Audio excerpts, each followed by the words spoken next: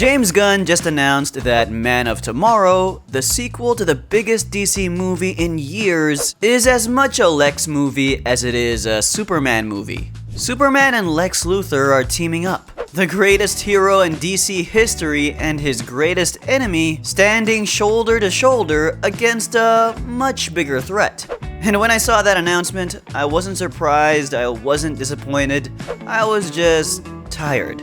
Because this is the same thing DC has been doing for over a decade now. Villain after villain after villain getting the same treatment, softened, sympathized, repackaged, and nobody's talking about the pattern. So today we're talking about it, because something has gone very wrong at DC. And it starts with one question. When did DC stop letting its villains be villains? And before we get into this, we're on the road to 200k subscribers and we need your help. So go hit that subscribe button now and let's keep going, because what we're about to lay out has been happening in plain sight and nobody's connecting the dots. To figure out where this started, we need to go back to one character. The first DC villain to be successfully run through the pipeline, Harley Quinn. Harley was created in 1992 for Batman the Animated Series as the Joker's girlfriend and sidekick. She existed to show how dangerous the Joker was. Her entire character was a cautionary tale. A brilliant psychiatrist manipulated and broken by the worst person in Gotham. She was tragic by design. That tragedy was the point. But Harley was popular, really popular, and DC noticed. So over the next 2 decades, they severed every connection between Harley and the Joker. She got her own comic, her own team, her own animated show, even her own movie. She went from the Joker's victim to DC's most profitable female character. And to get there, they had to do one thing: make her not a villain anymore. So the pipeline looks like this: villain, sympathetic backstory, reluctant anti-hero, full hero, merch line.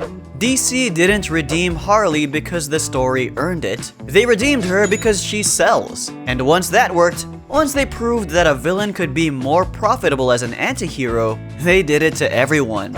But Harley was just the beginning.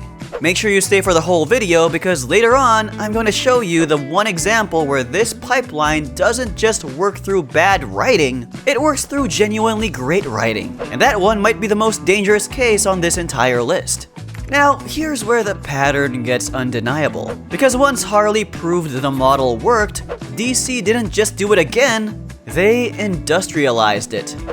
Catwoman is basically a hero now. She's Batman's girlfriend in the comics.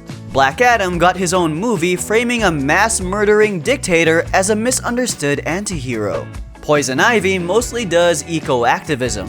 Clayface joined the Bat family. Captain Cold became a full hero. Deathstroke fluctuates between villain and anti-hero depending on who's writing him. And now, Man of Tomorrow is doing it again. Lex in a war suit standing next to Superman. Gunn saying he relates to the character of Lex. The greatest villain in DC history getting the co-protagonist treatment in the second movie of the new universe. They didn't even wait for the third film. The pipeline is relentless, and it's accelerating. Now you'd think there's at least one villain DC would never touch. One villain so iconic that the pipeline can't reach him. And technically, there is. But what DC did to him instead might actually be worse. The Joker. He's the one they won't put through the pipeline. And that should be a good thing, except look what they did instead. They gave him 2 solo movies where he's the protagonist and society is the villain. Joker 2019 made over $1 billion by framing the clown prince of crime as a mentally ill man failed by every system around him. The movie doesn't ask you to fear the Joker, it asks you to understand him, to feel sorry for him, to see yourself in him. Even when DC keeps a villain evil, they can't resist making him the sympathetic center of his own story. The Joker isn't allowed to just be terrifying anymore. He has to be understood. And understood is the first step on the pipeline, whether DC admits it or not. But the Joker got 2 movies, 2 hours each. That's 4 hours of sympathy. The next example on this list got 8. And it's the one I mentioned at the beginning, the case where the quality of the writing is the weapon, and it changes the entire argument. Remember when I said there's one example where this pipeline works through great writing? Well, this is it. Colin Farrell's Penguin show on HBO was genuinely great television. 8 episodes of gritty crime drama that frames Oswald Cobblepot as a Tony Soprano-style underdog clawing his way through Gotham's criminal hierarchy. The performances were excellent. The writing was sharp. The show was a hit. And that's exactly the problem. When you spend 8 hours inside a villain's head, you start rooting for them. You understand their motivations, you see their vulnerabilities, you watch them struggle and fight and lose and get back up. By the end of it, Oswald Cobblepot doesn't feel like a villain anymore. He feels like the main character of his own story, which he is. Does spending 8 hours with a villain make them a better character? Yes. Does it make them a worse villain? Absolutely. Because the next time this version of Penguin shows up opposite Batman, the audience isn't going to see a threat. They're going to see the guy they spent 2 months watching on Thursday nights. They're going to remember his mother. They're going to remember his struggle. They're going to want him to win. This is the sympathy trap. And it's worse than the regular pipeline because the quality of the show is the weapon. The Penguin isn't being defanged by bad writing. It's being defanged by great writing.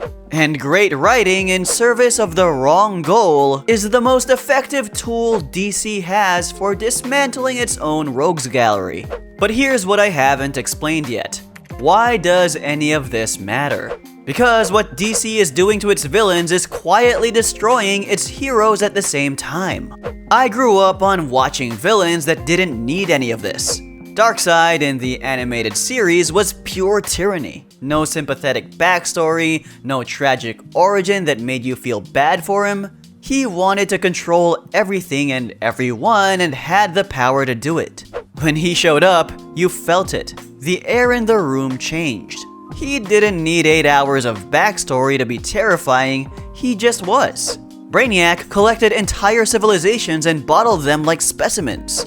The Anti-Monitor destroyed universes, not cities, whole entire universes. These villains worked because they were walls, immovable, unapologetic. You didn't root for them, you feared them. And that fear is what made the heroes matter. Now, look at what DC gives us. Darkseid gets humanizing moments. Brainiac might be the big threat in Man of Tomorrow, but Lex is already on Superman's side before the fight even starts. Every villain is one backstory away from being someone you're supposed to feel for. The walls have feelings now. And walls with feelings aren't walls anymore. They're doors. And here's what nobody talks about. When you defang the villains, the heroes die too. Batman works because Gotham is genuinely dangerous. If every villain in his rogues gallery is one therapy session away from being a good person, if Clayface can join the family and Harley can become a hero, and Penguin is just a misunderstood underdog, then what is Batman fighting? Superman works because he chooses to be good in a world that has genuine evil. If the evil isn't genuine, if Lex is really just a complicated guy who'll team up with you when the stakes are high enough, then Superman's choice means nothing. Heroes are only as strong as the villains they face. Defang the villains, and the heroes become irrelevant. This isn't just a creative problem, it's a structural one. The entire DC universe runs on the tension between good and evil. Remove the evil, and the good has nothing to push against. So why does DC keep doing this? The answer is the same answer it always is. Money. Harley Quinn merchandise outsells most DC heroes. The Joker solo movie made over $1 billion. Black Adam got a $200 million budget. The Penguin was HBO's biggest new show. Villains are profitable, but they're most profitable when the audience identifies with them. And identification requires sympathy, and sympathy requires softening every edge that made them dangerous in the first place. The business incentive is clear. Take a villain, give them a backstory that makes the audience care, put them in their own project where they're the protagonist, let the audience spend enough time with them that they stop seeing a threat and seeing a person, then sell the hoodie. It works every time. And every time it works, the rogues gallery gets smaller. Not because villains are being removed, but because they're being converted. They're still in the lineup, they just aren't villains anymore. So, Man of Tomorrow, Lex Luthor in a war suit standing next to Superman, as much a Lex movie as it is a Superman movie? This isn't a creative choice. This is the end of a pipeline that started with Harley Quinn over 2 decades ago. A pipeline that ran through Catwoman and Black Adam and the Joker and the Penguin. A pipeline that takes DC's greatest villains and converts them into marketable anti-heroes one by one.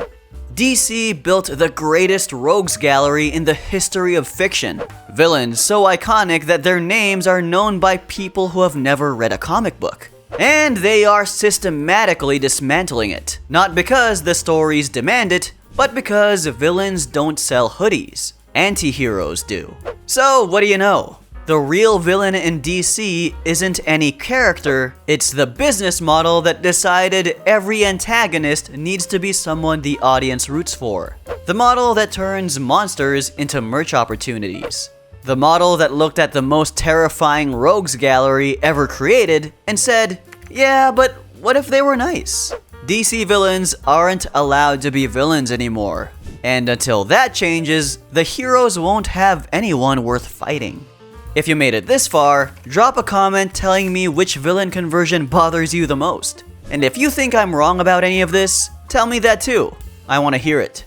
That was every piece of this pattern I could find, but just like I found all these connections, you should find your way down to the subscribe button. We're pushing to 200k subscribers, and you can help us get there. Subscribe, and I'll see you in the next one.